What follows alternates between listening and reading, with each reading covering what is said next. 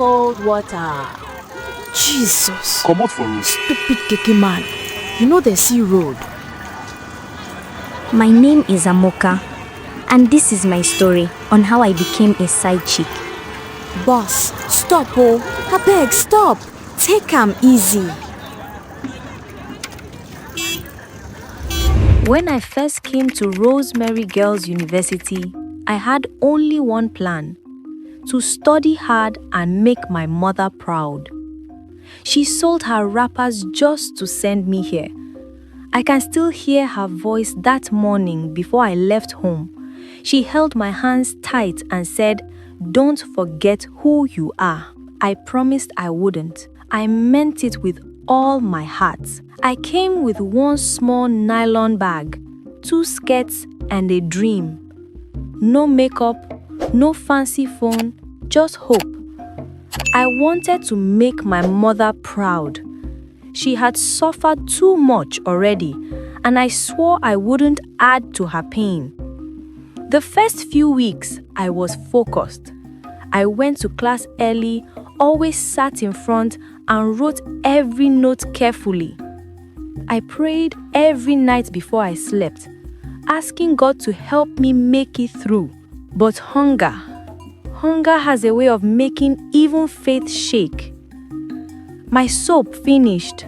My pads ran out. I couldn't afford handouts. Some days I drank only garri while other girls ate jollof rice and chicken. I wore rubber sandals while they walked around in heels and wigs. Sometimes I smiled, but inside I was breaking. Then one day help came, in the form of rice and malt. A senior girl, Tina, brought it to my room with a smile. "You fit pray first, but eat abeg," she said. I thanked her, even though my pride was screaming. That's how it started. Just one small plate of rice. I didn't know I was stepping into something that would change my life forever. At first, Tina was just kind. She gave me pads when I couldn't buy, data sometimes, a little cream, lip gloss, or even a small recharge card. She didn't ask for anything. She just smiled and said, "You two go enjoy this life small." Soon I met her friends, Gloria and Rina. They were loud, confident, and beautiful. They always smelled nice, wore fine clothes, and spoke like people who had never suffered a day in their life.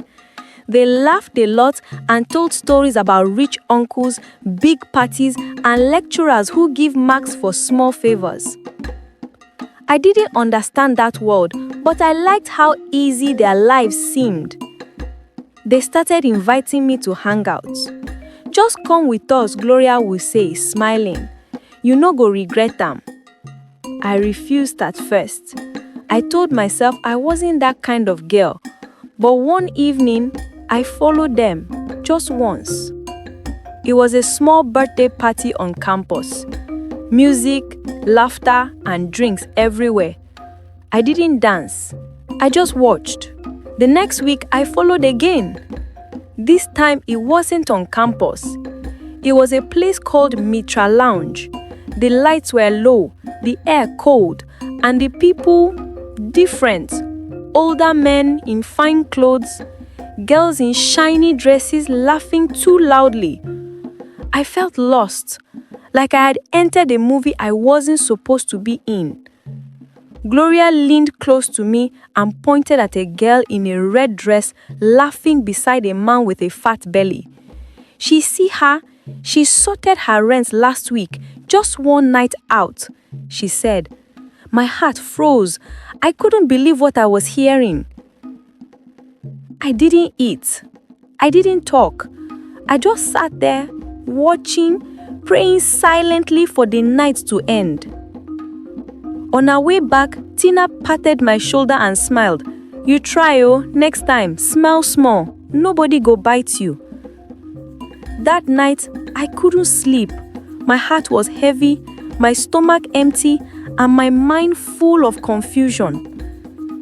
I didn't come here to spoil. I came with good intentions, but good intentions don't fill your belly. That was the beginning of my fall. Not one big mistake, but small steps.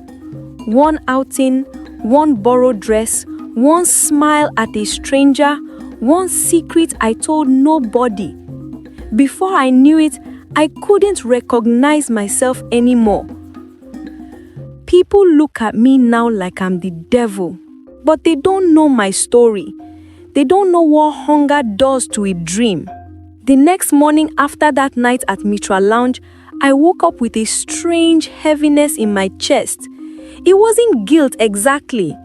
It was something quieter, something like confusion mixed with shame. I kept telling myself I didn't do anything wrong. I just went out. I didn't drink. I didn't follow any man. But still, my heart felt heavy. When I looked in the mirror, my face seemed different. My eyes looked older, like I had seen something I shouldn't have. I wanted to pray, but when I knelt down, the words didn't come out. I stayed on my knees, silent until tears fell. Tina came later that afternoon, smiling as usual. She dropped a nylon bag on my bed. Inside was a new dress, short, red and tight. The kind of dress that announces you before you even talk. I stared at it, my stomach twisting. "I can't wear this," I said softly. She laughed. "You too holy, my dear. Relax small. This life no dey wait for anybody." When I refused, she shrugged. "No wala. Keep am. You go use am one day." She was right. I used it. Sooner than I thought. The next Friday, Gloria invited me out again. "Just come chill," she said. "We go sit VIP, drink small, and go back." I told her no, but she smiled and said, "I've already told them you are coming." Them? I didn't ask who. Maybe I didn't want to know. That night, I wore the red dress. My heart beat so fast I could feel it in my throat. When I stepped out, Tina smiled wide. "I talk calm, you fine, die." We went to a place called Velvet Hall.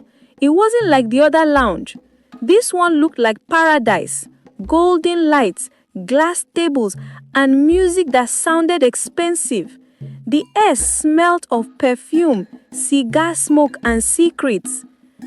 They introduced me to a man, Mr. Henry. He was older, soft-spoken, and had that calm power that made you want to please him. He looked at me like I was something rare. I didn't know what to say. He smiled and asked, "What's your name, pretty girl?" I whispered, "Amoka." "That's a beautiful name," he said, his voice smooth like silk. "Do you like champagne?" I didn't, but I nodded. He poured a glass and placed it in my hand. I took a sip. It burnt a little. The room started to spin slowly, but my nerves began to fade. He talked about life, about success, about helping young girls who have potential. Every word sounded kind. Every promise sounded safe. Until his hand brushed my laps. It was just a touch, but it felt like a spark. My chest tightened, my breath caught. I froze. He leaned closer. "Relax, Amoka. You are too tense." I smiled weakly, pretending not to notice, pretending not to feel scared. Around me, other girls laughed and danced like everything was normal. I wanted to leave, but I didn't because part of me thought maybe this is how people rise. Maybe this is the price. He gave me an envelope that night. "Take this for your upkeep," he said. I tried to refuse, but he smiled again, that same calm, powerful smile. "Don't insult me," he added softly. When I opened it later, there was 100,000 naira inside. My breath left me. I had never seen that kind of money in my life.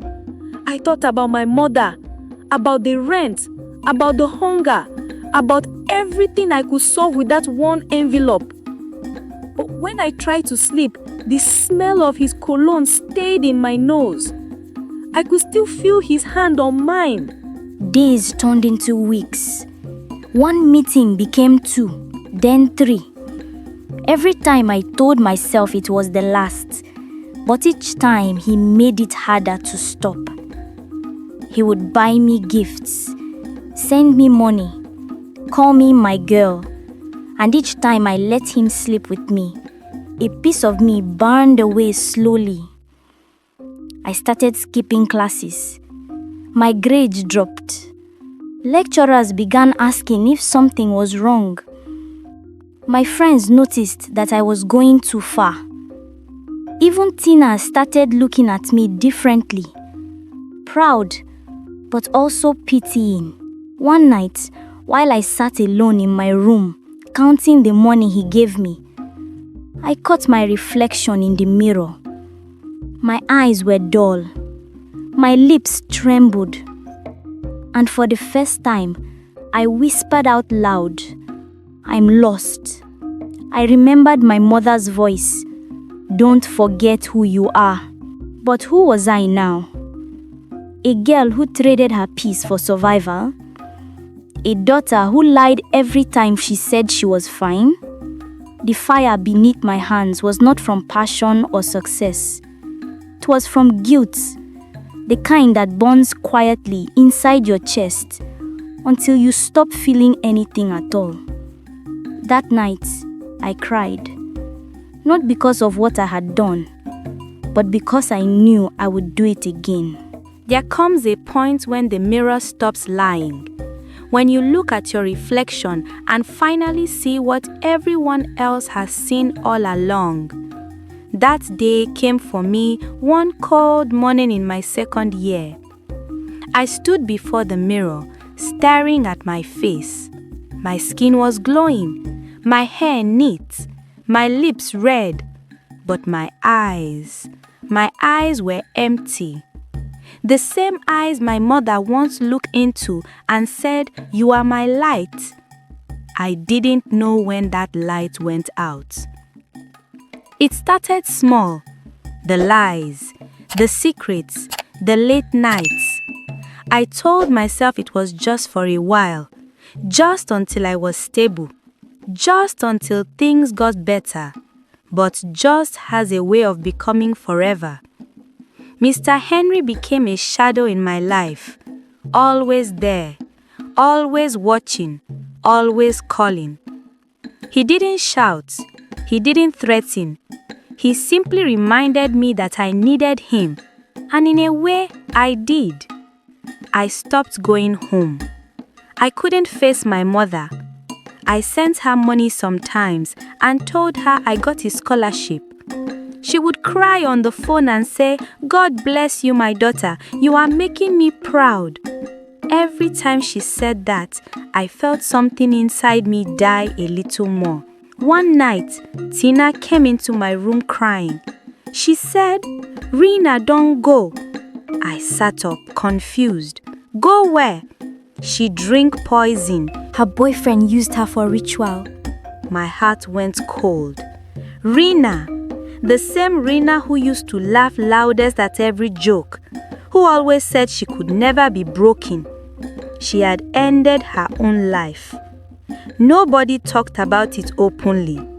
They just said she had complications, but we all knew. That night, I couldn't sleep. I kept seeing her face. I kept hearing her voice. And then I heard my mother's, "Don't forget who you are." I tried to pray. The words wouldn't come. I tried to cry. The tears refused. I just sat there staring at the ceiling, feeling nothing. The next morning, I decided to stop. I sent Mr. Henry a message, "I can't continue like this." He didn't reply. 2 days later, I got a call. Not from him, from one of his friends, a man I didn't know. His tone was calm, but his words were sharp. "Be careful with your mouth, Amoka. Don't be ungrateful." I hung up and my hands shook for hours. A week later, I got a letter from the school. Disciplinary hearing. I was expelled for suspicious immoral activities. Someone had taken pictures of me and had reported me. The envelope in my hand felt heavier than my heart. That night, I went to the chapel, the same one I used to pray in during my first semester. I sat on the last bench and cried. For the first time in a long while, I let everything out. I cried for my mother, for Rina, for the little girl I used to be, the one who believed in dreams, in God, in goodness. I stayed down till morning. When the sun rose, I made my decision. I packed my bag, the same old nylon one I brought from home. I didn't take the clothes or the shoes or the gifts, just my books, my Bible, and my mother's picture. I left a note for Tina. It said, "Thank you, but I can't continue dying slowly. Tell them I'm gone." Then I left Rosemary Girls University without looking back. I didn't go home that day. I couldn't. I didn't know how to face my mother's eyes, those eyes that once saw a future in me. I sat at the park for hours, watching buses leave, people shout, and the world move on like nothing had happened. I was only 19, but I felt 100 years old. I realized then that sometimes survival burns everything pure inside you, until all that is left are ashes. And in those ashes, you either find strength or you disappear. I don't know which one I found yet, but I know this. I am no longer the girl who came to school with 2 skirts and a dream. That girl is gone. All that remains of her are ashes. And sometimes, when I close my eyes, I still hear her voice whispering in the dark, "Don't forget who you are." Some stories don't just end, they stay with you. If this one moved you, don't forget to like, subscribe, and share. More untold stories await you here, only on Mumxy, where every tale burns with truth and emotion.